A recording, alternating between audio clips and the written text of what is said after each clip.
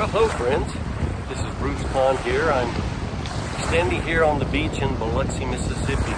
If you look around behind you, you can see the high rises of the casinos. You can also see the famous 19th century lighthouse on the shore that has helped to guide mariners in and out of these waters over the years. The water here is protected by a long sound, a wide sound, about 8 miles wide.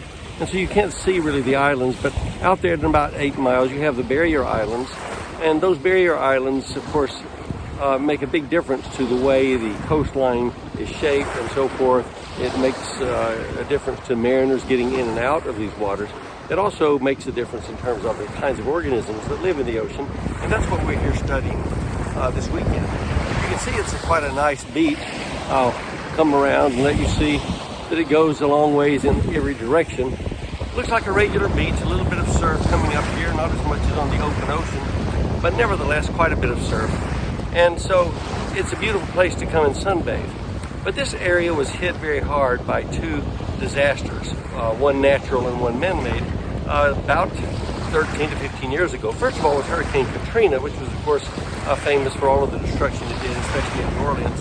But then shortly after that, in 2010, we had a man-made accident, the explosion and destruction of the Deepwater Horizon oil platform that caused millions of gallons of oil to be spilled into the Gulf of Mexico. It caused tremendous destruction, cost lives, of course, as well as livelihoods. But the environmental damage of the oil spill was, of course, much greater than the damage from a hurricane. The damage from the hurricane was mostly felt in the human population. The damage from the oil spill, as always, was mostly felt in the biological world, in the biota that live here. It's interesting that now, even 13 years later, as we walk along the shores of this beach, even though the beach is beautiful and you can enjoy being here, and I encourage you to try it out if you live in the area, nevertheless, you'll notice that there's a distinct lack of marine life. In fact, very, very rare are seashells in this area. You see a few fragments of oysters here and so on, but mostly it's rather devoid of most marine life, seashells and so forth. So it's still very much in the process of recovery. That recovery will continue to take quite a long time. We'll continue to watch it as it goes along.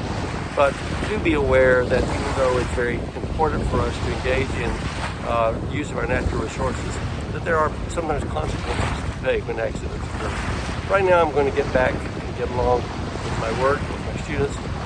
In the meantime, stay safe, stay healthy, take care.